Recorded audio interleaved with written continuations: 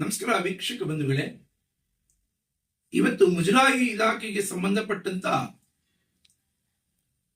ಧರ್ಮರಾಯ ಸ್ವಾಮಿ ದೇವಾಲಯದ ನೀಲಸಂದ್ರದಲ್ಲಿ 15.5 ಎಕರೆ ಜಾಗವನ್ನ supreme court ಮುಜರಾಯಿ ಇಲಾಖೆಗೆ ಅದು ವಾಪಸ್ ತಗೊಳ್ಳಿ ಅಂತೇಳಿ ಏನು ಆಗ್ರಹ ಮಾಡಿತ್ತು, ಆದೇಶ ಮಾಡಿತ್ತು. ಆ ಹಿನ್ನೆಲೆಯಲ್ಲಿ ಮುಜರಾಯಿ ಇಲಾಖೆಯ ಅಧಿಕಾರಿಗಳು ಕಾರ್ಯಾಚರಣೆಯನ್ನ ಮಾಡಿ ಸುತ್ತಲೂ ಕಾಂಪೌಂಡ್ ಹಾಕುವಂತ ಕೆಲಸವನ್ನ ಮಾಡ್ತಾ ಇದೆ. ಜೊತೆಗೆ ಪೊಲೀಸ್ ಬಂಧುಗಳ ಸಹಕಾರದ ಜೊತೆಗೆ ಅಲ್ಲಿ ಯಾರು ಅಪರಿಚಿತರು ಬರ್ತಾರೆ ಅವ್ರನ್ನೆಲ್ಲ ಗಮನಿಸುವಂತ ಕೆಲಸ ಕೂಡ ಮಾಡ್ತಾ ಇದ್ದಾರೆ. ಆರಂಭದ 1-2 ದಿನಗಳು ಈ ಜಾಗ ನಂದು ಅಂತೇಳಿ ವಾಮ ಮಾರ್ಗದಲ್ಲಿ ಕೆಲವು ಪ್ರಯತ್ನ ಮಾಡಿದ್ರು ಅಲ್ಲಿನ ಬೇನಾಮಿ ವ್ಯಕ್ತಿಗಳು. ಈಗ ಎಷ್ಟು ಮಟ್ಟಿಗೆ ಆಗಿದೆ ಅಂದ್ರೆ ಆ ಸ್ಥಳದಲ್ಲಿ ಅವರಾಗವ್ರೆ ತಾನ್ ಮುಂದ ಅಂತೇಳಿ ಆ ಶೆಡ್ಗಳನ್ನ ಹಾಕೊಂಡು ಅನ್ಯ ಧರ್ಮೀಯರು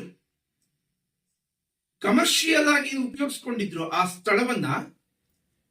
ತಾನ್ ಮುಂದು ಅಂತ ಆ ಟೆಂಟ್ಗಳನ್ನ ಕಿತ್ಕೊಂಡು ಅವರಾಗವ್ರೆ, ನಾವೇನ್ ಹೇಳಬೇಕಾಗೇ ಇಲ್ಲ, ಅವರೇ ಎಲ್ಲವನ್ನು ಶಿಫ್ಟ್ ಮಾಡಿಕೊಳ್ಳುವಂತ ಕೆಲಸವನ್ನ ಮಾಡ್ತಿದ್ದಾರೆ.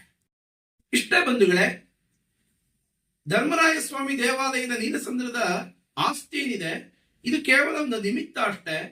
ಮುಜರಾಯಿ ಇಲಾಖೆಗೆ ಸಂಬಂಧಪಟ್ಟಂತ ಬಹಳಷ್ಟು ದೇವಾಲಯಗಳು, ಉದಾಹರಣೆಗೆ ವಸಂತ ವಲ್ಲಭರಾಯ ದೇವಾಲಯದ 4 ಎಕರೆ ಜಾಗ ಇರಬಹುದು, ಬನಶಂಕರಿ ದೇವಾಲಯದ ಸಂಗಮ್ ಸರ್ಕಲ್ ಇರುವಂತ 2.5 ಎಕರೆ, ಕೆದರಳ್ಳಿ ಕ್ರಾಸ್ ಇರ್ಬೋದು, ಮುದ್ದಮ್ಮ ನಾಗರಾಜದು ಪ್ರತಿಯೊಂದು ಕೂಡ ಬನಶಂಕರಿ ದೇವಾಲಯದ ಆಯಾ ದೇವಾಲಯಗಳ ಸುಬತ್ತಿಗೆ ತಗೊಳ್ಬೇಕು.